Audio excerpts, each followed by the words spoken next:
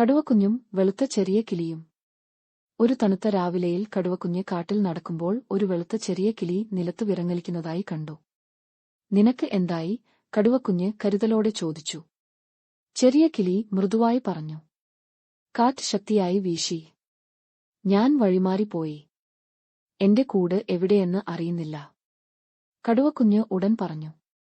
ഞാൻ നിന്നെ സഹായിക്കാം. ഈ കാട് എനിക്ക് നന്നായി അറിയാം. അവൻ കിളിയെ കരുതലോടെ തന്റെ പുറത്ത് ഇരുത്തി. അവർ പൂക്കളോടും ചെറുമരങ്ങളോടും ചോദിച്ചു. എവിടെയാണ് വെളുത്ത കിളികളുടെ കൂട്? അവസാനം അവർ ഒരു മരത്തിന്റെ മുകളിൽ ചെറിയ മനോഹരമായ കിളിക്കൂട് കണ്ടെടുത്തു. വെളുത്ത ചെറിയ കിളി സന്തോഷത്തോടെ പറഞ്ഞു. നീ വലിയ കടുവയായാലും ഹൃദയം അത്രമേൽ സ്നേഹമുള്ളതാണ്.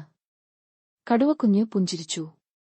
സഹായം ചെയ്താൽ കാട് പോലും ഞങ്ങളെ വഴികാട്ടും. കടുവക്കുഞ്ഞും